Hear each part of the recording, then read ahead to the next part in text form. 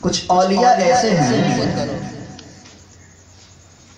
کہ جن کی شان یہ ہے کہ ان کی دنیا میں تشریف لانے سے پہلے دنیا کے سامنے یہ بات اجاگر ہو جاتی ہے کہ جب یہ پروان چڑھے گا، جب کہ دنیا میں ظاہر ہوگا تو اس کی چمک سے، اس کی روشن سے عالم چمکے گا۔ تو اللہ تعالیٰ نے ایسے اولیاء کرام دنیا میں بھیجے ہیں۔ ہم حضور سیدی غوث پاک رضی اللہ تعالیٰ عنہ کی شان دیکھتے ہیں نا کہ غوث پاک رحمت اللہ تعالیٰ علیہ ابھی دنیا میں تشریف نہیں لائے۔ آپ کی والدہ کو جب چھینک آتی ہے، آپ اپنی والدہ کے پیٹ میں ہوتے ہیں، آپ کی والدہ چھینک آنے پر الحمدللہ کہتی ہے، آپ اپنی والدہ کو چھینک کا جواب دیتے ہیں۔ جب آپ دنیا میں تشریف لاتے ہیں، رمضان کا مہینہ ہوتا ہے، ہر بچہ پیدا ہوتے ہی روتا ہے غذا کے لیے، لیکن غوث پاک رحمت اللہ تعالیٰ علیہ جب رمضان المبارک میں پیدا ہوتے ہیں، آپ دیکھتے ہیں مسلمان روزے رکھ رہے ہیں، غوث پاک رحمت اللہ تعالیٰ علیہ کی سحری سے افطاری تک اپنی والدہ کا دودھ نہیں پیتے۔ جب آپ بڑے ہوتے ہیں تو غوث پاک رحمت اللہ تعالیٰ علیہ کی جب رسم بسم اللہ ہوتی ہے تو زبانی 18 پارے سنا دیتے ہیں۔ تو یہ اولیاء کرام کو رب تعالیٰ نے اعزاز عطا فرمایا کہ ان کی گیت گانے سے پہلے رب تعالیٰ ایسی نشانیاں لوگوں کو دکھا دیتا ہے کہ دنیا کہتی ہے کہ یہ اللہ کا ولی ہے، یہ اللہ کا پیارا ہے۔ تو خواجہ غریب نواز رحمت اللہ تعالیٰ علیہ پر بھی ایسا ہی کام تھا، ایسا ہی فضل تھا۔ چنانچہ آپ کی والدہ حضرت بی بی محلول رحمت اللہ تعالیٰ علیہ بیان کرتی ہیں کہ جب خواجہ غریب نواز رحمت اللہ تعالیٰ علیہ میرے پیٹ میں تھے، یہ وہ عالم تھا کہ ابھی بچہ پیٹ میں بنتا نہیں، صرف حمل ٹھہرتا۔ آپ بیان کرتی ہیں کہ جس وقت خواجہ غریب نواز رحمت اللہ تعالیٰ علیہ میرے شکم میں داخل ہوئے تو میرے گھر میں خیر و برکت کا نزول ہونے لگا، میرے گھر میں خیر و برکت کا نزول ہونے لگا۔ جو میرے دشمن تھے وہ ہمارے دوست بن گئے، اللہ تعالیٰ نے ہماری عزت میں اضافہ فرمایا۔ تو یہ وہ عالم ہے کہ خواجہ غریب نواز رحمت اللہ تعالیٰ علیہ ابھی اپنی والدہ کے پیٹ میں۔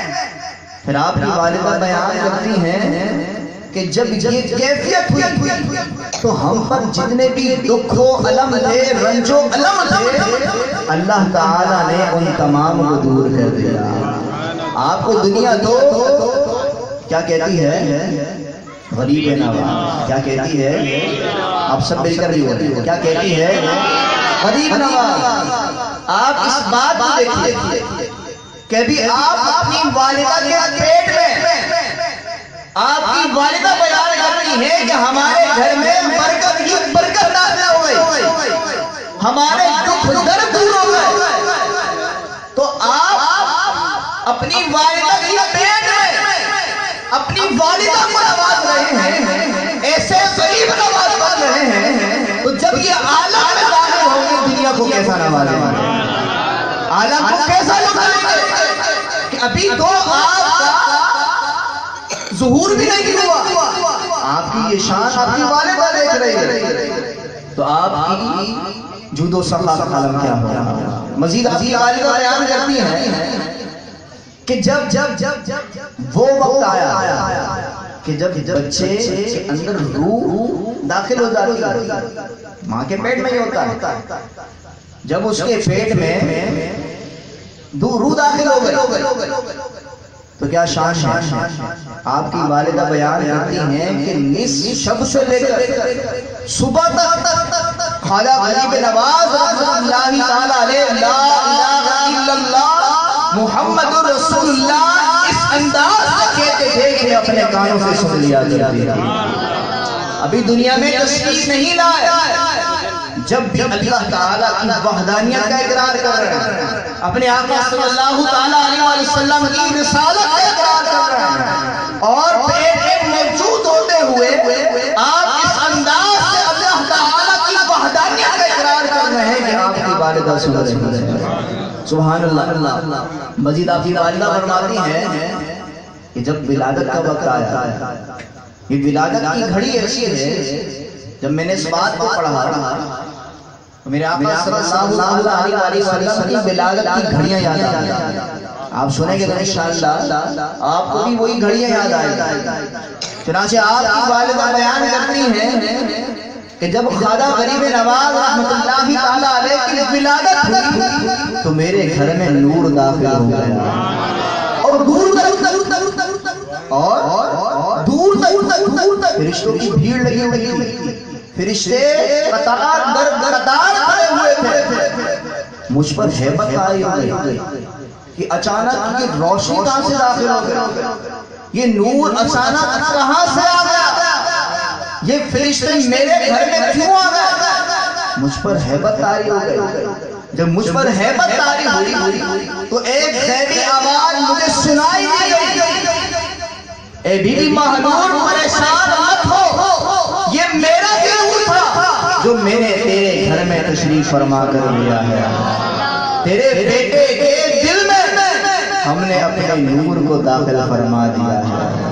تو آقا علیہ السلام کا صدقہ خواجہ غریب نواز رحمۃ اللہ تعالی علیہ کو کس طرح ملا کہ میرے آقا صلی اللہ علیہ وسلم کی جب ولادت کا وقت ایسا نور بکھیرا تھا، رب تعالیٰ نے ایسا نور فرمایا تھا کہ آپ کی والدہ کا بیان ہے کہ آپ مکہ مکرمہ میں رہتے ہوئے ملک شام کے محلات دیکھتی ہیں تو خواجہ غریب نواز رحمۃ اللہ تعالی علیہ کو آقا کا کیسا پیغام ملا کہ آپ کی والدہ بیان کرتی ہیں کہ میرا گھر ولادت خواجہ غریب نواز کے وقت پورا نور ہی نور میں چھایا ہوا ہے۔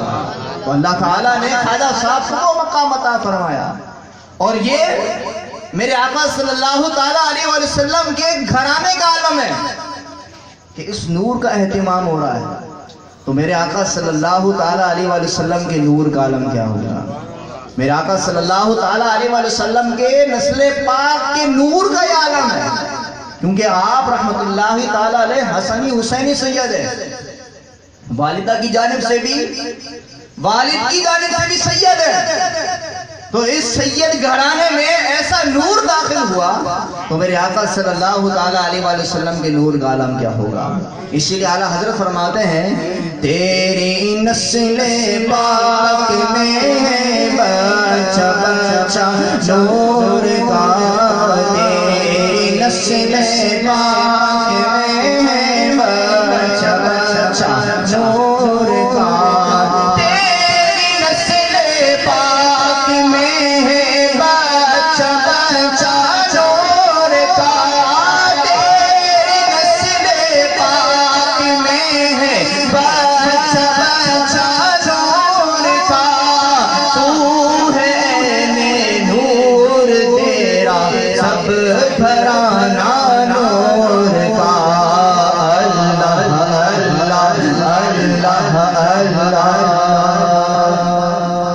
صلی اللہ علیہ وسلم کی نورانیت کی حقیقت ہے کیا، یہ بھی ایک الگ موضوع ہے۔ میرا آقا صلی اللہ علیہ وسلم کی نورانیت اگر بیان کرنے لگے ہیں تو صحابہ کرام تو یہ بیان کرتے ہیں وَأَحْسَنُ مِنْكَ لَمْ تَرَ قَطُّ عَيْنِي، یا رسول اللہ آپ تو ایسے حسین ہیں کہ آج تک ہماری آنکھ نے ایسا حسین تو دیکھا ہی نہیں۔ وَأَحْسَنُ مِنْكَ لَمْ تَلِدِ النِّسَاءُ، میرے آقا آپ کے زیادہ حسین کوئی کیسے دیکھا، آپ سے زیادہ کوئی حسن و جمال والا کوئی کیسے دیکھا، کسی ماں نے ایسا لال تو جنا ہی نہیں۔ تو میرے آقا صلی اللہ علیہ وسلم کی تو یہ شان ہے، اور یہ شان بیان کس نے کی ہے؟ کیا خواب میں کسی نے زیارت کی اس نے بیان کی؟ یہ شان آقا علیہ السلام کی اس صحابی نے بیان کی ہے جو میرے آقا صلی اللہ علیہ وسلم کو اپنی جاگتی آنکھوں سے دیکھا کرتے تھے۔ میرے آقا صلی اللہ علیہ وسلم سر کی نورانیت کا یہ عالم ہے۔ بہرحال اپنے موضوع کی طرف آتے ہیں۔ خواجہ غریب نواز رحمۃ اللہ تعالی علیہ ایسے نورانی استقبال کے ساتھ پیدا ہوئے، تو یہ وہ معاملات تھے کہ لوگ دیکھ کر یہی نتیجہ نکالتے تھے کہ یہ اللہ کا ولی ہوگا، اس کے ذریعے عالم کی تاریکی دور ہوگی، عالم کا اندھیرا دور ہو جائے گا، عالم میں روشنی ہی روشنی چھا جائے گی۔ اور پھر دنیا کے عالم دیکھتی ہے کہ جب یہ نور روشن ہوتا ہے، ایک چراغ کی طرح روشن ہوتا ہے، اور جب دنیا کو روشن کرنے کے لیے انڈیا میں تشریف لاتے ہیں تو آپ ایسی تاریکی کو دور کرتے ہیں کہ 90 لاکھ لوگوں کو مسلمان کر دیتے ہیں۔ 90 لاکھ لوگ آپ کے ہاتھ پر کلمہ طیبہ پڑھ کر مسلمان ہو جاتے ہیں۔ بتائیے خواجہ غریب نواز رحمۃ اللہ تعالی علیہ کی یہ وہ شان تھی کہ جب آپ کی ولادت ہوئی لوگوں نے دیکھ لیا کہ جس کی ولادت کے وقت ایسا نور چھایا ہے، تو جب یہ نور اپنی پروان چڑھے گا تو عالم کو کیسا روشن کرے گا؟ اور وہی ہوا کہ جب عالم کو روشن کرنے کی باری آئی تو خواجہ صاحب رحمۃ اللہ تعالی علیہ 90 لاکھ کو مسلمان کر دیا۔ خواجہ صاحب رحمۃ اللہ تعالی علیہ کی شان کبھی شروع ہی نہیں ہوئی۔ ابھی تو صرف میں نے پیدائش کا بتایا، پیدائش کے بعد کیا ہوا، اس کے بعد آپ نے کہاں پڑھا، آپ نے پیر صاحب اس کو بنایا، آپ پیر صاحب ڈھونڈنے کے لیے نکلے، آپ کو کن پریشانیوں کا سامنا ہوا، پیر صاحب نے آپ کو کس انداز سے مرید بنایا، مرید بنانے کے بعد آپ ہند کیسے آئے، انڈیا کیسے آئے، یہ بھی بہت بڑا بیان ہے، لیکن وقت اتنا نہیں ہے، لیکن بس اختصار کے ساتھ آپ کی بارگاہ میں کچھ پیش کر رہا ہوں۔ اللہ تعالیٰ ہم سب کا ذکر خواجہ غریب نواز سننا اپنی بارگاہ میں قبول و منظور فرمائے۔ تو خواجہ صاحب رحمۃ اللہ تعالیٰ علیہ نے 90 لاکھ لوگوں کو مسلمان کیا۔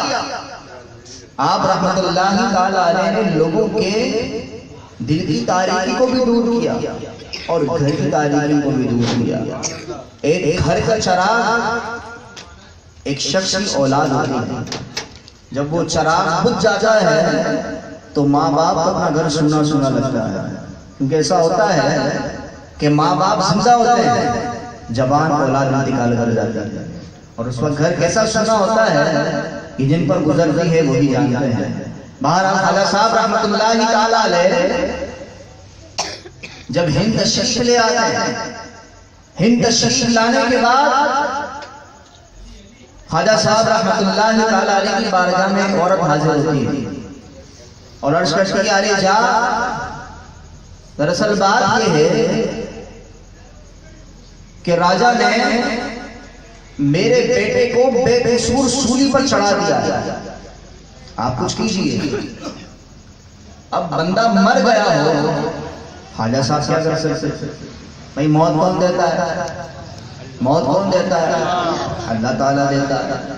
اب خواجہ صاحب کیا کر سکتے تھے؟ بھائی مر گیا نا، ماں کو صبر کی تلقین کر سکتے تھے، لیکن صبر کی تلقین نہیں فرمائی بلکہ اپنی شان دکھائی، اپنی شان دکھائی، اور شان اس طرح دکھائی انشاءاللہ اس وسوسے کو بھی دور کریں گے کہ ایک بندہ یہ کمال کیسے رکھ سکتا ہے۔ راجہ خواجہ صاحب رحمۃ اللہ تعالی علیہ اس بڑھیا سے کہتے ہیں کہ چل، کہاں چل؟ اپنے بیٹے کی لاش کے پاس لے چل، اگر تیرا بیٹا بے قصور سولی چڑھ گیا ہے، اسے بے قصور مار دیا گیا ہے، تو چل۔ خواجہ صاحب رحمۃ اللہ تعالی علیہ جب اس لاش کے پاس پہنچتے ہیں، اس لاش کے پاس پہنچنے کے بعد خواجہ صاحب رحمۃ اللہ تعالی علیہ اس مردے سے کہتے ہیں، اے مردے، اے بڑھیا کے بیٹے، اگر تجھے بے قصور سولی چڑھایا گیا ہے، تجھے بے قصور سزا دی گئی ہے، تو اللہ تعالیٰ کے حکم سے کھڑا ہو جا۔ جیسے ہی خواجہ صاحب کی زبان سے یہ جملہ نکلتا ہے وہ زندہ کھڑا ہو جاتا ہے۔ خواجہ صاحب رحمۃ اللہ تعالی علیہ کی زبان سے صرف یہ نکلنا تھا، ख्वाजा साहब रहमतुल्लाहि ताला अलैह ने उस बुढ़िया की ऐसी पुकार सुनी कि उसका मुर्दा बेटा दोबारा उसके घर का चिराग बन जाता है। तो ख्वाजा साहब रहमतुल्लाहि ताला अलैह को इतनी पावर कैसे मिल गई, इतनी ताकत कैसे मिल गई कि आपने मुर्दे को जिंदा कर दिया। आज हमारे पास भी लोग आते हैं यही कहते हैं कि जनाब सिर्फ या अल्लाह मदद, बाकी सब शिर्क व बिदअत, अल्लाह के अलावा किसी और से मदद मांगना जायज नहीं, किसी और को ऐसा कमाल आता नहीं कि वो बंदों की मदद कर सके, वो मुर्दों को जिंदा कर सके, वो बीमारों को शिफा दे सके। तो आइए कुरान फैसला करता है। कौन फैसला करेगा? कुरान फैसला करता है। कुरान पाक में तीसरे पारे में ये इरशाद होता है व उबरिउल अकमह वल अबरस व उहजिल मौता बिइذنिल्लाह। हज़रत ईसा अलैहिस्सलाम की शान अल्लाह ताला इस अंदाज से बयान फरमाता है व उबरिउल अकमह वल अबरस व उहजिल मौता बिइذنिल्लाह। हज़रत ईसा अलैहिस्सलाम फरमाते हैं कि मैं बर्फ वालों को शिफा देता हूँ, मैं मादरजात अंधे। मादरजात अंधा कौन होता है? जो अपनी माँ के पेट से अंधा पैदा होता है। हज़रत ईसा अलैहिस्सलाम फरमा रहे हैं कि मैं बीमारों को शिफा देता हूँ, अंधों को आंखें देता हूँ और मैं मुर्दों को जिंदा देता हूँ अल्लाह ताला के हुक्म से। तो हज़रत ईसा अलैहिस्सलाम कौन है? अल्लाह के नबी हैं, लेकिन हकीकत क्या है? अल्लाह के बंदे हैं। कौन है? अल्लाह के बंदे। वली कौन है? अल्लाह के बंदे हैं। जब अल्लाह ताला अपने नबी को ये ताकत दे सकता है, ये शान दे सकता है, तो अल्लाह ताला वली को भी ये मकाम अता फरमा सकता है। तो अल्लाह ताला के हुक्म से सब होता है।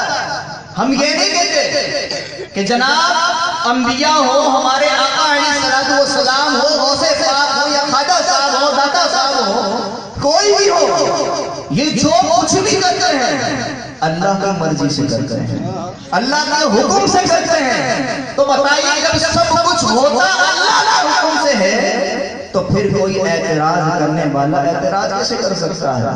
भाई बाप है, बाप की मर्जी है, किसी बेटे को कितनी खर्ची दे, किसी बेटे को कितनी खर्ची दे, किसी को कुछ भी ना दे, लेकिन उस बाप को कोई नहीं कह सकता भाई ये क्या है, क्यों दे रहे हो, उसे कोई कह नहीं सकता।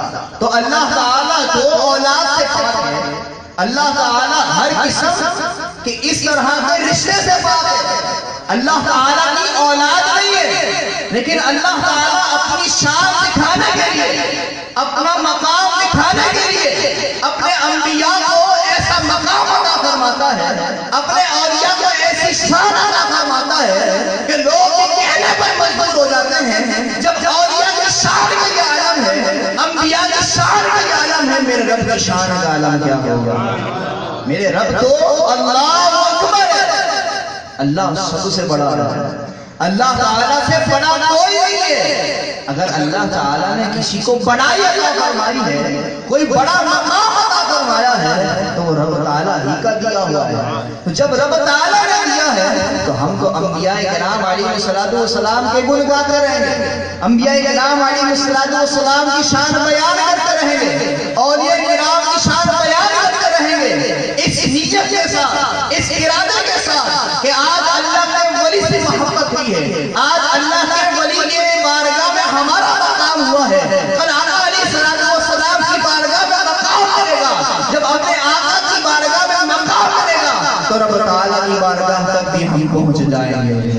इसीलिए कहते हैं अल्लाह अल्लाह किए जाने से अल्लाह ना मिले, अल्लाह वाले हैं जो अल्लाह से मिला देते हैं, क्योंकि अल्लाह ताला ने भी यही रास्ता दिखाया।